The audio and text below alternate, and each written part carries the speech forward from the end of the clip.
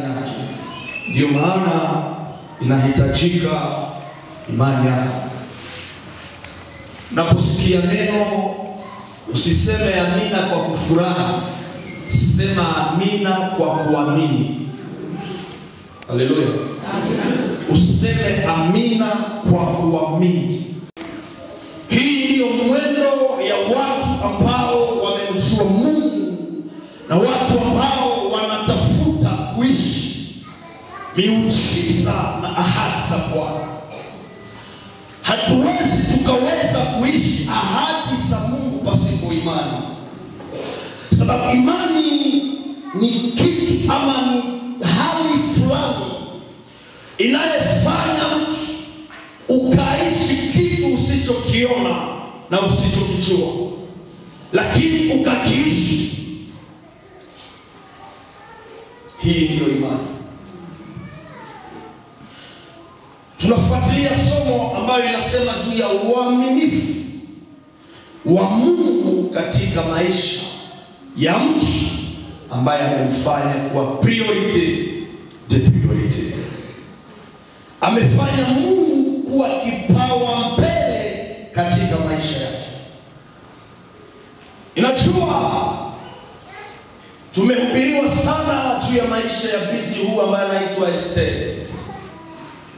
Na tumeonyeshwa ya kwamba huyu mke wa kwanza wa mfalme ambaye anaitwa Vashti alikuwa mwenye nini? Lakini ni uongo, hakuwa mwenye kiburi. Mwalimu anasema, watu wanasema alikuwa mwenye kiburi, wanamsingizia binti huyu, wanambebesha maneno ambayo hata mwenyewe anapoyasikia anashangaa.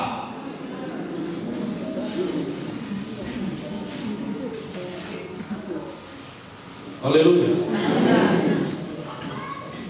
Mnajua kuna kitu ambacho tunaita sheria, na sheria inapowekwa, hata kama wewe ni nani, inakubidi uitii. Kuna phrase moja inasemeka, sipenda isema mzuri, lakini nikikosea mtanikosoa. Inasema kama Duralex. Jo vile la loi c'est la loi, mais la loi est dure. Sheria ni sheria, lakini sheria iko nguvu sana kuitendesha. Inaposoma kwa macho ya mtu wa kawaida, ninamuona binti Vashti akiwa mwaminifu. Kulikuwa kumewekwa sheria katika Babylon ya kwamba wakati mfalme akiwa kwenye sherehe kama na hizi, mwanamke hawezi kumsogelea. Hata Esther alipoingia, wanatuonesha mfalme akiwa katika hizo siku akaanza kufanya maombi ili apate kibali mbele ya mfalme. Wakati mfalme, Biblia inasema alipokunya mvinyo akalewa sana, kisha akaambia watu, mchunge niwaoneshe mke wangu urembo wake. Ikiwa binti amefundishwa kwa hizi siku, hauitwe kufika mbele ya mfalme. Mtu alipokuja akamwambia Vashti, unaitwa na mfalme. Vashti alikuwa na sheria ya kukataa. Alijua nikaenda kichwa inakatwa. Kutii sheria. Tukaachia pale kosa ya Vashti ngapi?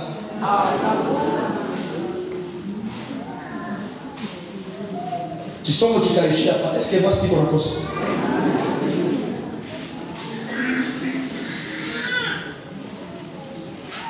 Acha niendelee. Vashti akakataa. Biblia inasema mfalme akawa na hasira kubwa. Unajua hata katika familia kuna wazazi wa aina hii. Wanaweka sheria, inapowanasa wanavimbana, wanashirika, wanatomboka wakifunika makosa yao. Mzazi anaweza akasema hapa kwa hakuingili wake na tisinefe. Ikienea fende unafunga mlango mwenye haya ikia alale nchi. Siku moja ikatokea akakuya na fende mtoto ise tufunge mlango na simu. Wewe ndio baba, wale watoto utawapika au utawapika? Wamekukosea adabu ama wametii sheria?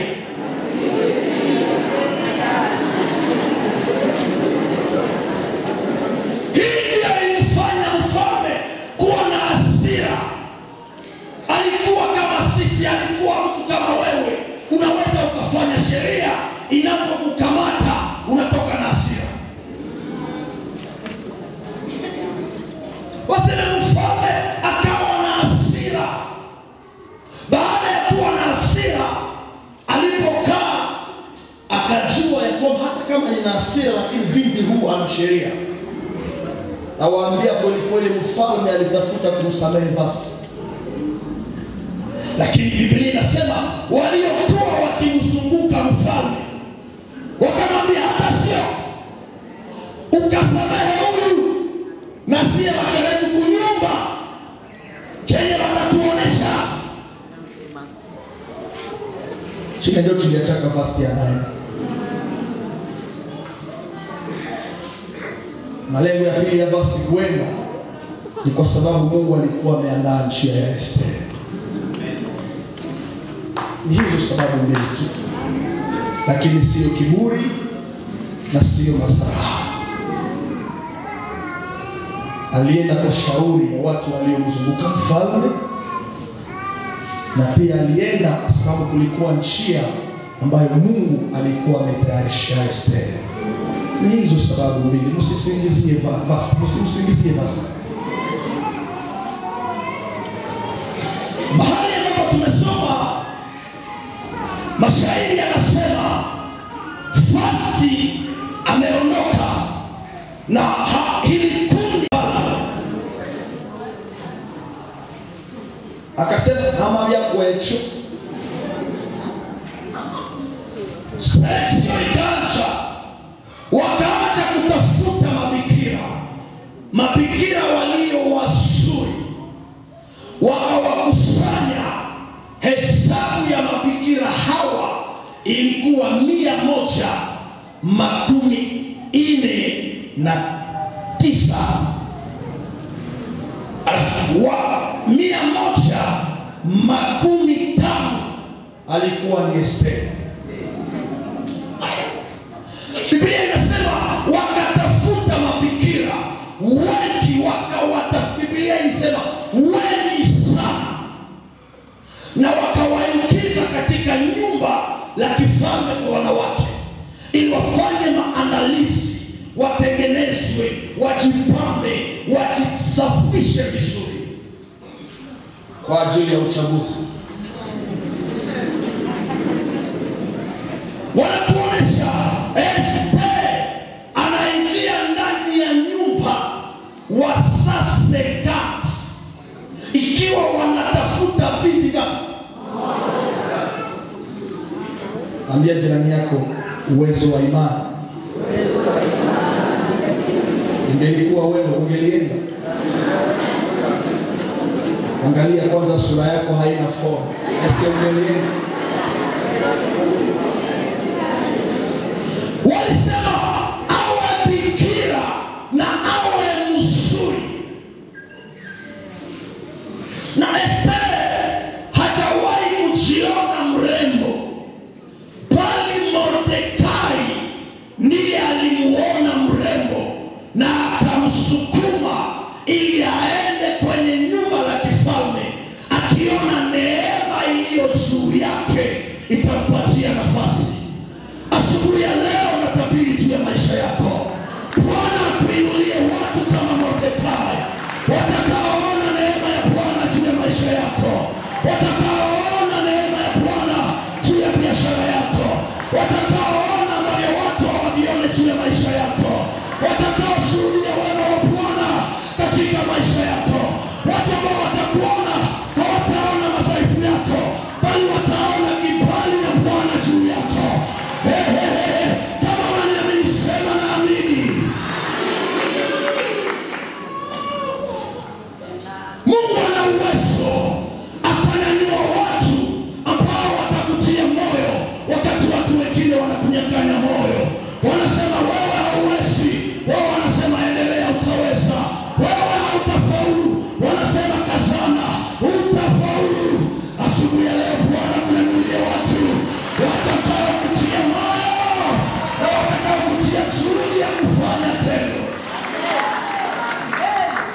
naona watu wananiangalia waseme amina. Nilisema leo ni imani ndio itafanya kazi. Mordekai akamwangalia Esther, akaona neema ya Bwana juu yake, akasema enda. Esther asema mimi wametaambia enda. Mimi mwenye siapa baraka kupafe enda. Esther aliona madhaifu yake, bali Mordekai aliona neema ya Bwana juu yake. Haleluya. Amen. Sio jambo rahisi. Biblia inasema binti huyu alikuwa yatima wa baba na mama.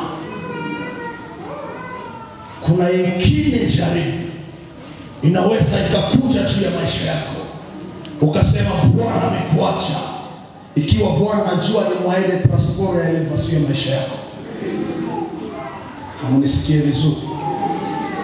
Kuna mateso unaweza ukayapitia, ukajihisi Bwana amekuacha, ukajihisi umesaulikana katika ufalme, ukajihisi Bwana amekuonea, akumbe ni njia ya Bwana ya kukufikisha mahali unapoelekea. Nimerudia nyuma kidogo katika maisha ya ubinti. Alipokuwa hajafika katika nyumba ya Mordekai, Biblia inasema walikuwa wanaishi katika Babylon, lakini mbali na kapitali. Ikiwa destiny ya Esther ilikuwa kurenye mkapitali, na haikuwezekana Esther aende mkapitali wazazi wake na wiko viva. Ndio maana Mungu anayekuwa na uwezo ya kuona kesho akasema binti huu aweze kufika mkapitali, inabidi wazazi waondoke. Kuna vifo vingine vinakuja kwa malengo ya Bwana kukusukisha mbele. Hamunielewa vizuri? Hamunielewa vizuri? Unaweza ukaachwa na mume ukiwa lokate, ni kwa sababu Mungu anaona akiondoka kuna watu watakuunga mkono, wakakujengea, wakakupatia parcel na ukatoka mwae. Lakini Bwana anapoondoka, sisi tuna macho ya kuona leo. Utalia, utasema Mungu kwa nini si itwe mahali, itwe mahali. Katika machungu pana pia makusudi ya Bwana. Ingalikuwa kusema huyu binti Esther alikuwa naishi ndani ya hiki kizazi ya leo, mahali ambapo kanisa ya shile imeingia, wangelisema wewe Esther uko mlaaniwa, Mkristo hakufake, Mkristo hakufishake. Wangelimwambia Esther, maisha yako kuko chenye ulifanya, kuko chenye ulifanya, kuko chenye ulifanya. Ingalikuwa wanabii wa leo wameinuka kwa siku za Esther, wangelisema Esther, kuna kitu mligusa. Haiwezekani mama kufe leo na baba kufe kesho. Wangelisema kuna kitu mlikifanya. Esther alilia, najua kwa kisi alilia gisi na nyinyi mnaliaka, sababu naye hakuwa na macho ya kuona kesho yake. Alilia, Mungu, kwani unanionea tu? Mwaka moja wazazi wawili badi, mjuma moja wote wanaenda, siku moja wote wanakufa, unaniachia nani?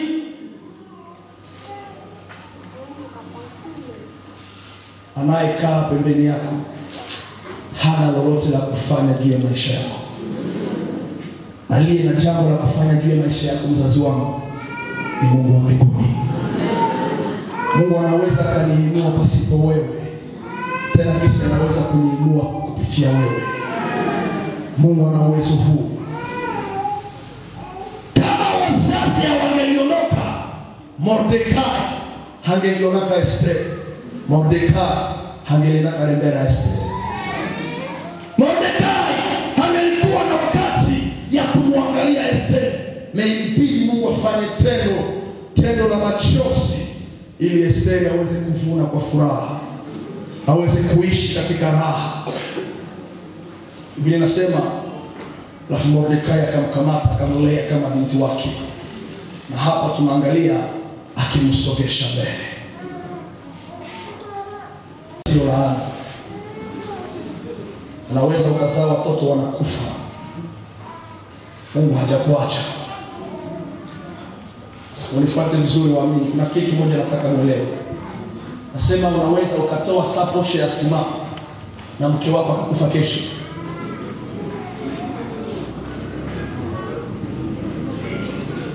Unaweza ukajenga hii kanisa wewe peke kwa pesa zako. Merci yenye Mungu anakupatia, anaua watoto wako wote maksida. Sikia mlikuwa mnajua kitu. Sikia mlikuwa mnajua kitu. Umefundishwa toa utabarikiwa. Toa unaweza ukatoa na ukafanana mlaaniwa. Nimesema ukafanana, hapana ukawa mlaaniwa. Ni ukafanana. Maana yake ukapitia kipindi ambacho kila mtu anakutazama anakusihaki. Nimerudia nyuma katika Biblia nikaangalia maisha ya mtu anaitwa Ayubu. Ayubu alikuwa anafanya sadaka kila jioni kwa ajili ya watoto. Anachinja ng'ombe kwa ajili ya mumbere, anachinja ng'ombe kwa ajili ya kaswera, anachinja ng'ombe kwa ajili ya tati. Baada ya nyakati watoto wote wanakufa kwa sekunde moja. Leta sadaka za ukingo. Hakuna sadaka za ukingo. Mungu ndiye ukingo. Amen. Na akitaka anaweza kuruhusu jambo la machozi likakupata, lakini si kwamba amekuacha. Anasema mabaya yatawapata wenye haki, lakini Bwana kuwaokoa. Unataka juu ya kichwa, juu ya homa, juu ya kichwa, juu ya tumbo, unataka juu ya mkasa ya miezi 6 ya mwaka mmoja, unaacha kumbe mayani yenye hauzuri kutoka. Ambia jirani yako tulia katika imani.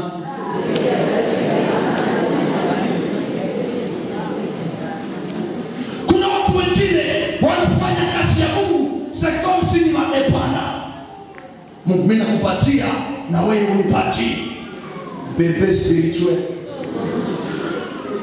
Nani mwenye anapelekaka anasema baba mimi nakuzia hii mbuzi na wewe kesho uniuzie kondoo.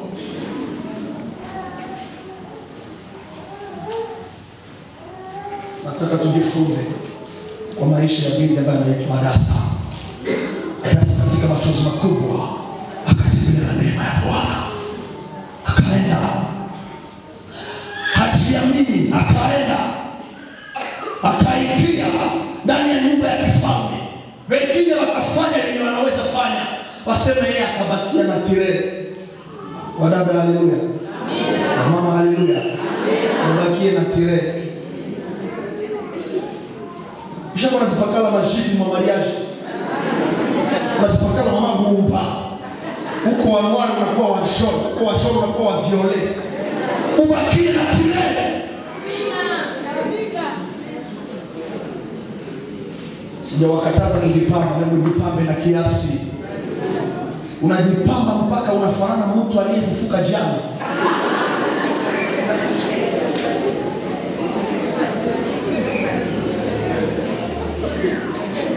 Esteri akabakia na tire. Alijua kama Bwana amempatia ile opportunity, Bwana atamkubalisha mbele ya mfalme. Alikuwa na confiance na Mungu. Alijua Bwana ambaye amenipatia hii neema, nimeingia kwenye nyumba ya kifalme, atanistahilisha hapa. Kuna Wakristo wanaweza kufanya demand ya kazi, akapewa kazi, kisha akaenda fanya mitishamba kwa ajili ya kuleta kazi. Mungu anaweza kukupatia ndoa, ukaingia ndani ya ndoa, ukatafuta machupa, unatia miguu ya hisuni ndani ili mwanako akupende.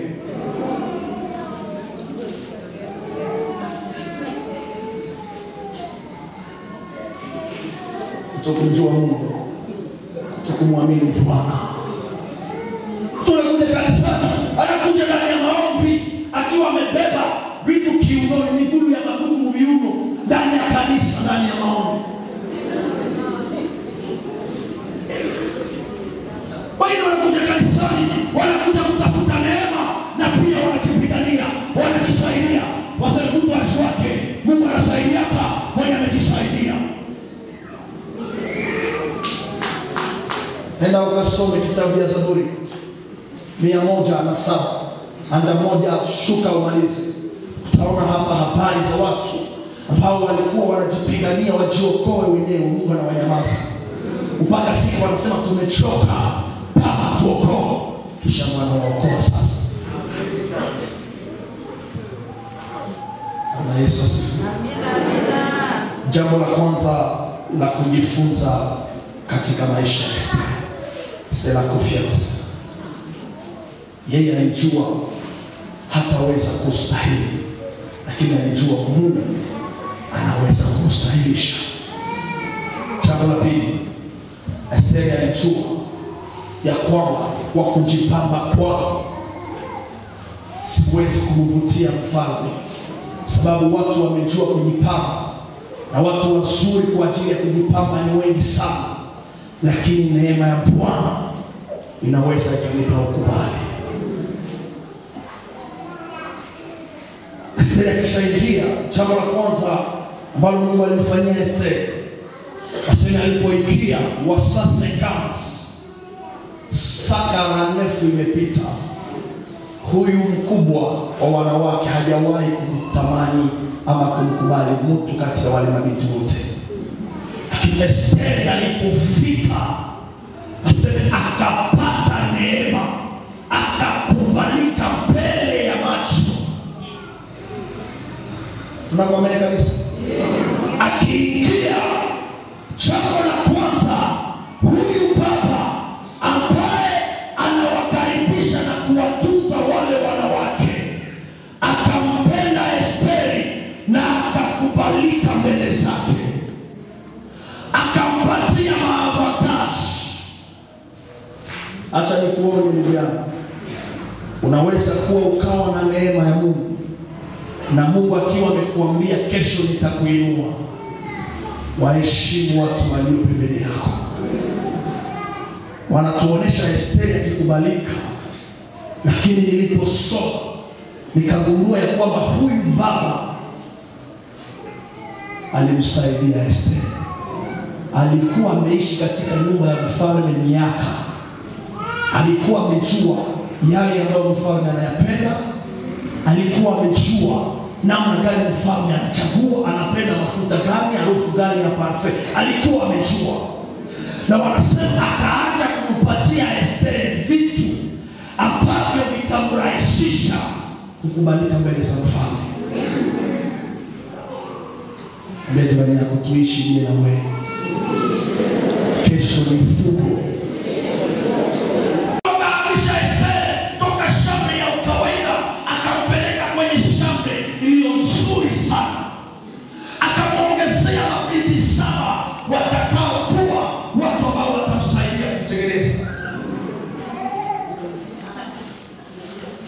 Esther akaishi vizuri naye.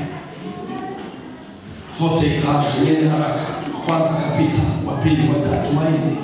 Miongoni mwa wale mabinti, mlikuwa mabinti wa watu wakubwa. Mlikuwa watoto wa premier ministre, mlikuwa watoto wa gouverneur, mlikuwa watoto wa general, mlikuwa watoto hata binti ya Hamani alikuwa miongoni mwao. Na hii ndiyo shida yenye iliacha Hamani akakusudia kuangamiza Wayuda. Biblia inasema wa 17 akapita, mfalme hakumchagua. Wakafika, walikuwa wanaenda jinsi walisharejesha. Katika ukawaida Esther angelipitaka wasase gats, waliingia wasase gats. Lakini Bwana ambaye ana uwezo wa kufanya moyo wa Farao ukawa mgumu, akafanya roho za mabinti wa wakuu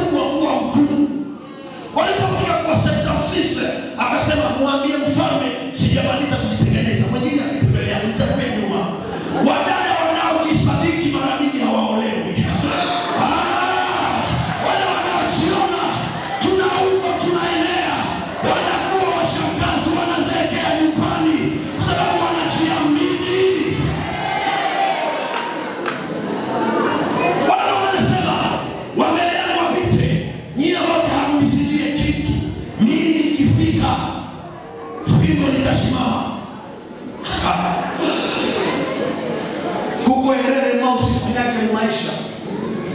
Kumtanguliza mtu mbele yako aliye na neema kukusidi.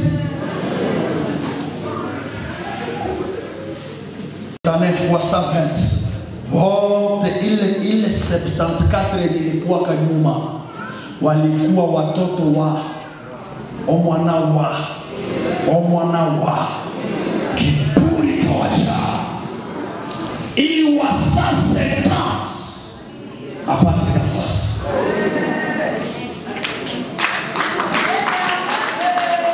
Najua inawezekana asubuhi ya leo Bwana akaingiza roho ndani ya watu kwa neema ya Bwana. Watu wanaweza wakasema wewe hautafaulu, wanasema wewe haukuzidia elimu. Waambie na wazidia neema. Unanizidia diploma na kuzidia neema. Unanizidia pesa na kuzidia neema. Unanizidia pesa na kuzidia upako. Unanizidia urefu na kuzidia ufupi. Bwana anatuma, kuna kitu unanizidia, kuna kitu unakuzidia. Unanizidia wekunda na kuzidia weusi. Kuna kitu Bwana amekuachilia juu yako, na kitu hiki kitakupatia nafasi. Hata mtu akisema utakufa maskini kwa sababu haukusomaka, mwambie siku watatafuta wa kugoropa, hawatatafuta diplome, watakuwa na presio yako. Mtu asikuwe moyo. Bwana amekuumba kwa malengo. Ambia jirani tatu, ambie Bwana amekuumba kwa malengo. Simama wambie watu watatu, Bwana amekuumba kwa malengo. Bwana amekuumba kwa malengo yake. Kwa malengo. Simama wambie watu watatu, Bwana amekuumba.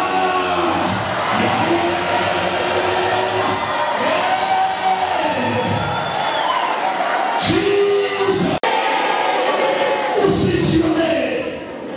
Hata kama umeumbwa na umaskini, unaenda hivi. Kuna wakati watahitaji ile maisha na watakutafuta wewe. Kuna wakati Bwana atafanya tena. Wengine hawatasema, wataamini.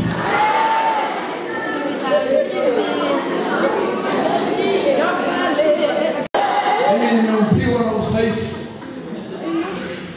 moja. Sijui sana kuongea lugha za dunia, najua kuongea lugha ya mbinguni. Tukiwa shule nilipoanza jana, nikajikuta kwa sijui kusema Fransai sana. Sasa watu wakuja kusema Fransai, nitaweza kabisa. Bwana kaniambia, haujui kusema Fransai sana, ni unajua kuelewa na kutafsiri sana. Nikakaa kwenye kiti, nikaanza kujifunza Kigiriki, Kiebrania. Nikawa wa kwanza shuleni. Kigiriki na Kiebrania nina kichwa hiyo sawa. Unajua kusema Fransai, tukifika kwa Hebreo na Greek utanitafuta.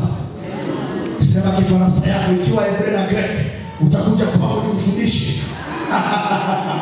Nikaanza kusikia sauti ya Bwana, nikatulia. Bwana kanikubalisha. Bwana kanipa akili ya ajabu shuleni. Ambia jirani yako, hata kama haujajua kusema Anglia, umejua Kinande, tulia.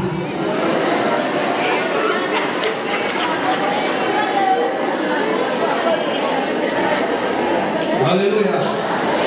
Usikie na mafrase. Hey. Tu sais tu connais quoi.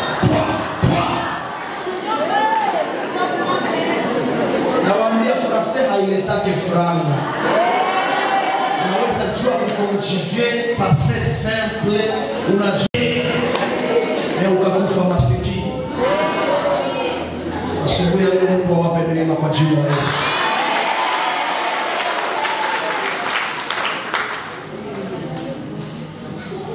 Esther akapewa neema, akakuja kajiendea kiacha kubali, lakini anamkubali Yesu. Anaenda iko naenda na Mungu, najua Huo ni unafika Kalongoli unavaa ni Mteresa. Unaona wote wanavaa masipeni.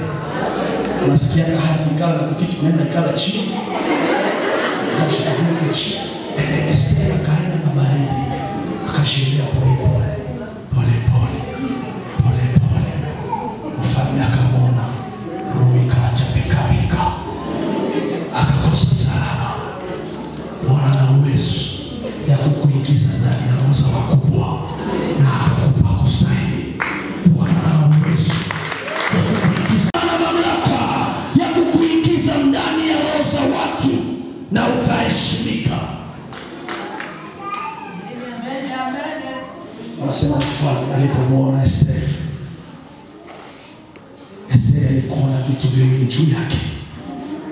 Asema alipotoka ndani ya shamba, Mungu akampa neema na akampa kibali. Maana ya neema ni kitu ambacho unapewa kile hakikuwa kyako. Faveur immérité.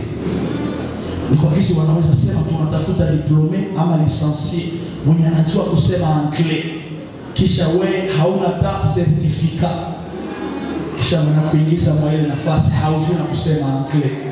Ni neema ya Bwana. Kitu ya pili, Esther alikuwa na kibali. Kibali ni nini?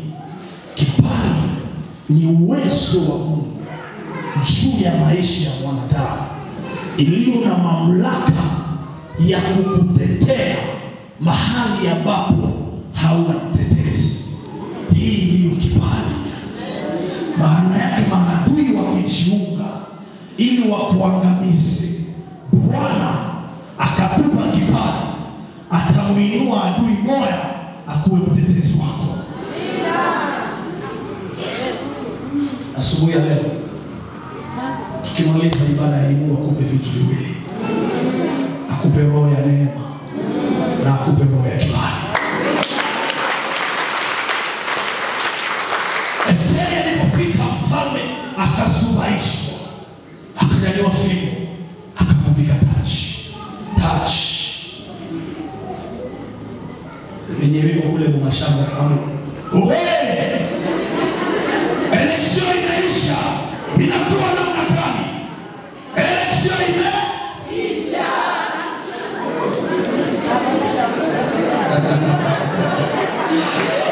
Election inaisha. Hawakuelewa.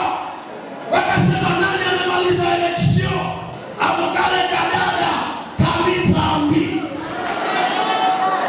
Kale kadada kilikalisia kwa mwisho. Abu ni yako nani? Abu kwanza hakashulikane. Hakana hata shina. Njoo kwa nani Abu na shina hatia ishua. Mfalme ameshikama. Ambia kila uwezo wa neema na kibali.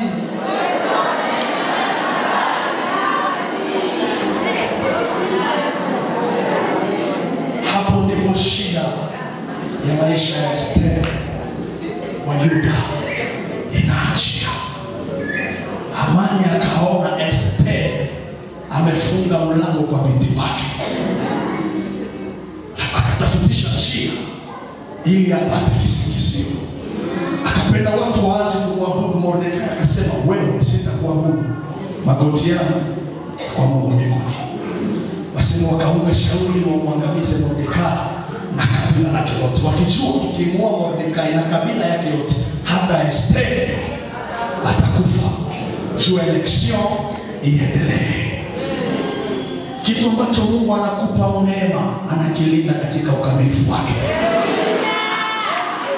Wakristo hapa wache kuwa na woga. Mkisania kitu yenye Mungu alikupa, shetani anaweza kuitosha mikono yako. Akaitosha wewe na ulimpa hayo. Hamani akafanya njama, kwa mwisho akadunikwa mahali alipoandaa Mordekai atulikwe. Na wangu inaisha. Mniruhusu niseme jambo la mwisho bila Esther na kumalizia katika kitabu cha Marko. Kwa nini Mungu akampa Esther neema? Mungu akampa Esther kibali na Mwambie jirani yako kuna kusudi. Mwambie kuna kusudi. Sema tena kuna kusudi.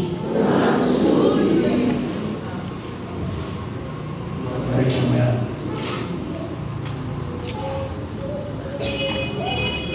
Kusudi ambalo limeacha Mungu anamuinua Esther ni ili Esther aweze kuwa msaada.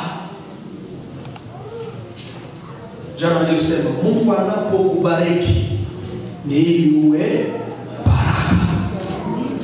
Mungu amemuinua Esther ili Esther kesho aweze kuliokoa taifa. Mungu amempa neema, amempa kibali kwa makusudi kesho alitunze familia. Mungu anapokuinua si kwa ajili yako, anakuinua kwa ajili ya watu wengine. Anakuinua kwa ajili ya kazi ya kanisa. Anakuinua kwa ajili ya mayatima na wajane wasiojiweza.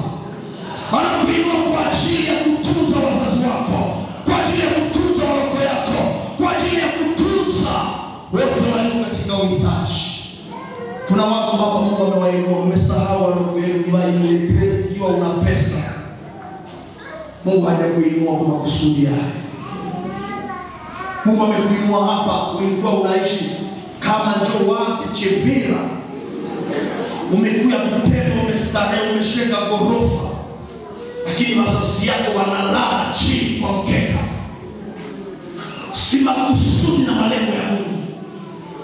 Kuna watu Mungu amewainua, matajiri Mungu hapa. Bwana amekupa uwezo ya kujenga hata hili kanisa mwenyewe. Unaimfuata kwenye leo. Bwana amekuinua, amekupa faranga, pesa kwa malengo na makusudi. Lakini wanasema tunajenga, unajifanya sawa hausikii. Ndio jirani yako, Mungu anakupa neema kwa makusudi. Yeye ni hapo na ndiye mwingine fanya uni.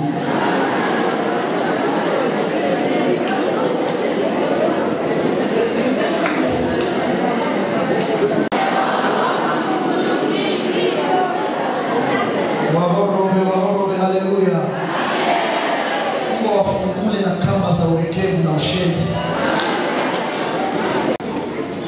Ikiwa Mungu amekupa nguvu na amekuacha hai mpaka leo, amekuacha Mkristo haujaanguka mpaka leo, kuna kusudi. Na kusudi la kwanza ni jengo hili. Mungu amekupatia kazi ya kuuzisha mihindi, unaichomaka kwa barabara. Kuna kusudi. Ni unalete hivi aligati. Hautaweza kuleta mbegu na mchanga, leo unaweza kuleta kilo ya misumari. Wa Kristo, leo Mungu ametuacha hapa kwa makusudi. Neno la mwisho katika Marko,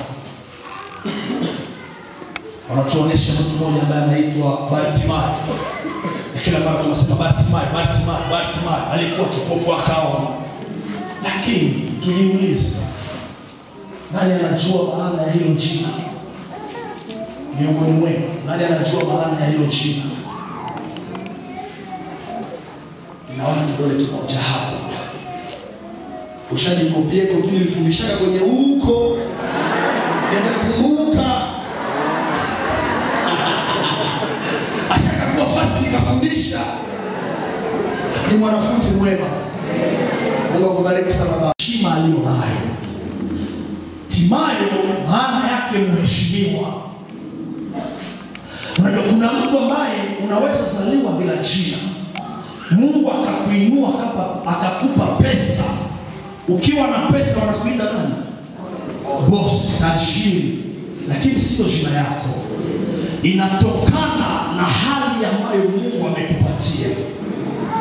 Jina kamili ya baba ya huyu Timayo, huyu Bartimayo Ninaitafuta bali sijapata ufunuo. Tujiulize kwa pamoja, tuingie katika undani wa Biblia. Namna gani mwana wa mheshimiwa anaweza kuwa kalombalomba? Biblia inasema kwamba muombaji kipofu, Bartimayo muombaji kipofu. Farisayo inasema mandia, mtu wa kulapia wa kuomba, ikiwa papa ni mheshimiwa fisi waora. Siki naeleweka? Sikuna majamaa ambayo baba anaweza kuwa tajiri lakini akawaachilia watoto. Inawezekana tunawaona ya mume wake haifanani. Wa Kristo, mjifunze kutunzana. Utunzaji wa Kristo. Wababa mlio hapa muwatunze wake wenu. Wake mlio hapa muwatunze waume. Wazazi tulio hapa tuwatunze watoto.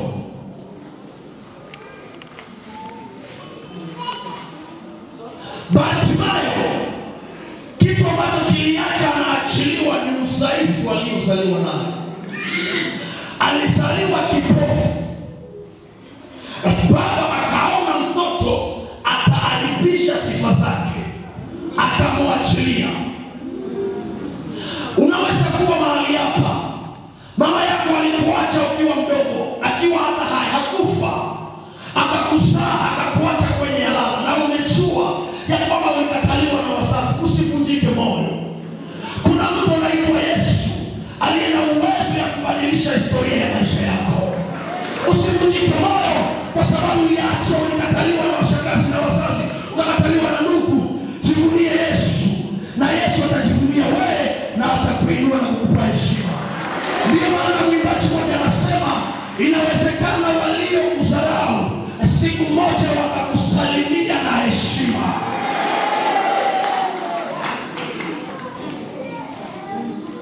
Haleluya. Bartimayo akaachiliwa na familia, akaenda kaa barabara ya Makaa.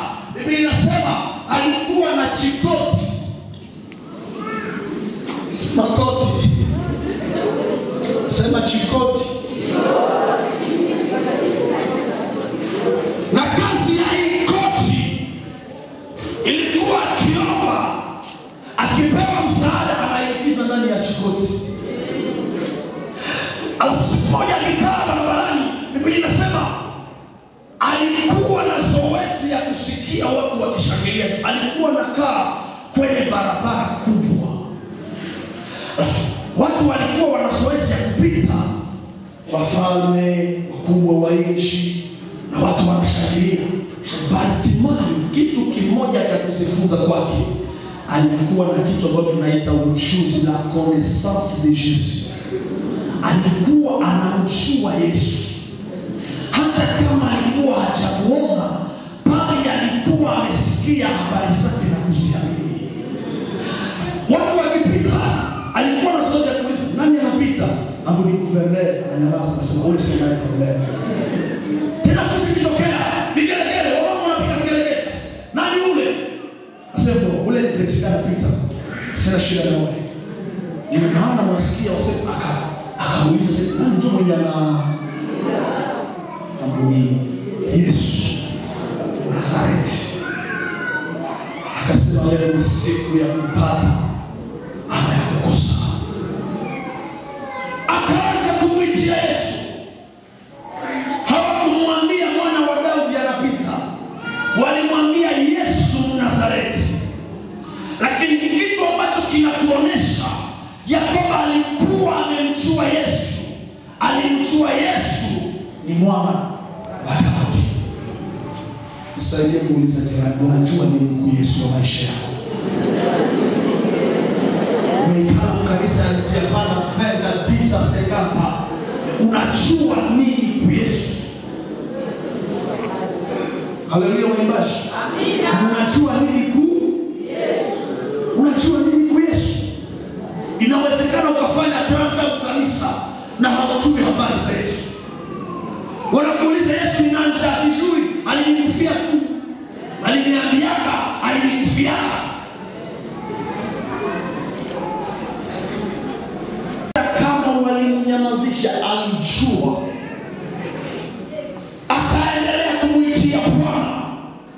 Tuseme na Yesu akasikia, akasimama. Asubuhi ya leo Bwana asimame kwa ajili ya hitaji lako. Bwana asimame juu ya hali mbaya unayopitia. Bwana asimame juu ya vita vya roho unayopitia. Bwana asimame juu ya magonjwa ambayo imeingia katika familia lako. Bwana asimame na akutetee na kukupa ushindi kwa jina la Yesu. Akasimama akawaambia, mwende mumuite. Wale waliomzimishia moto Bartimayo, wale Yesu akawaambia mwende mumuite. Leo inawezekana watu waliosema juu yako mabaya wakaanza kutangaza mema juu yako. Watu waliokusudia mabaya wanaweza kukusudia mema kama Yesu anasimama katika maisha yako. Wale waliokuwa adui jana wanaweza kuwa mashabiki wako wa kesho. Akawaamrisha, akasema, ndugu yetu, jitie moyo Bwana. Mimi ndio nilikamata moyo, tena nijitie moyo, simunirudishie moyo wangu. Unajua watu wanajua kunyang'anyana mioyo, wanajua kuvunjana mioyo, hawawezi kukutengenezea moyo. Ndio maana asubuhi ya leo nawaambia, usikubali mtu yeyote akakunyima furaha ya maisha yako. Usimwachie mtu yeyote akakuvunja moyo. Usikubali maneno dhaifu juu yako. Mtu akisema hautaendelea, sema onote Yesu nitaendelea. Msikuwe mnakuwa na hekima mbele ya maneno dhaifu. Nakumbuka nilipokuja Butembo, mtu mmoja akaniambia, Joshua unakuja Butembo, tumeona wanakuitaita sana, leo ujue Butembo ni mwaka mmoja miaka 2 utazimika sawa todo. Nikamjibia kwa haraka, nikamwambia mimi siko wengine, mimi niko mwingine. Kama Bwana amenirejesha hapa, hana malengo. Mwaka itaisha, ya pili itaisha, 50 itaenea, nikiwa nimeinuliwa zaidi. Akasema waliniambiaka kisu unakuwa na kiburi. Nikasema sio kiburi, ni ujuzi na imani. Mwaka wa 3 huu Bwana ananiinua zaidi na nitaenda juu sana. Hauwezi kuondoa neema iliyo juu ya maisha yangu.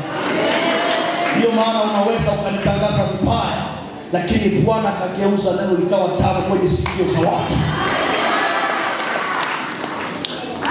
Usikubali watu wawalaani kwa maneno, kwa mizaha. Unatembea na mtoto wako, utatia kwa mtoto wako huyu, mwambie ushindwe kwa jina la Yesu. Ukimuona unasanya ni mtoto wa nani? Kuna maneno madogo madogo ambayo shetani anajikwenyeza nao katika maisha yetu. Unaona mtu unapita, kisha kuangalia, anafanya hivi. Unishie sema ikurudie kwa jina la Yesu. Usikuwe na tabia za kuwanyamaza. Wakifanya tendo fanya. Wakisema neno sema. Laana ya neno inavunjika kwa neno, laana ya tendo inavunjika kwa tendo. Bwana Yesu asifiwe. Asubuhi ya leo mjifunze kutupa makoti zenu. Akitupa koti alikuwa wengine wanasikiaga je wakati mtu anafanya practice au yeye Bartimayo aliposema anakuita nani? Yes, ananiita. Akatupa koti akakimbia. Najiuliza kipofu alikimbia namna gani? Mnyamaza kidogo. Tuulizane, mwenye ni kipofu alikimbia namna gani? Alipotupa koti, muujiza wake iliacha. Kabla Yesu amwambie unapona, kwa sababu yale ambayo yalikuwa na matumaini yameacha, Bwana akaanza kumpa neema, akaanza kuona. Inawezekana asubuhi ya leo kwa roho yako ya kuacha koti, Bwana kafanya muujiza. Unapoacha, muujiza inaanza.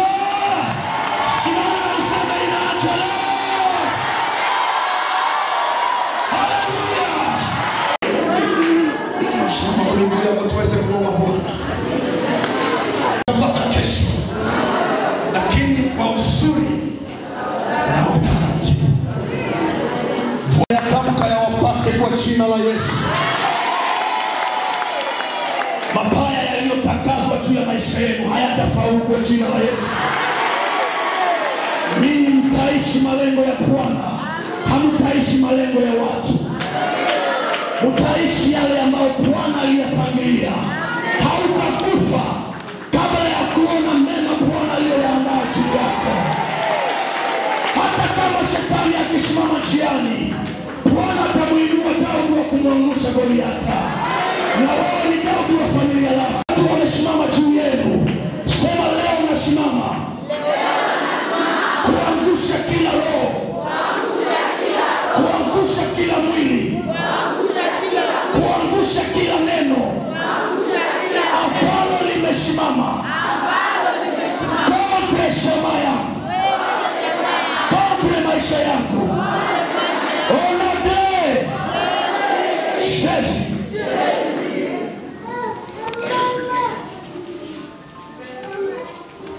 Neema ya Bwana iwe juu yenu. Amen. Na ukubali wa mbinguni itawale maisha yenu. Amen. Kwa jina la Yesu. Amen. Amen. Shangilia Bwana uwezo kubadilisha. Kwa jina la Yesu. Amen. Tunachukua hizo bahasha.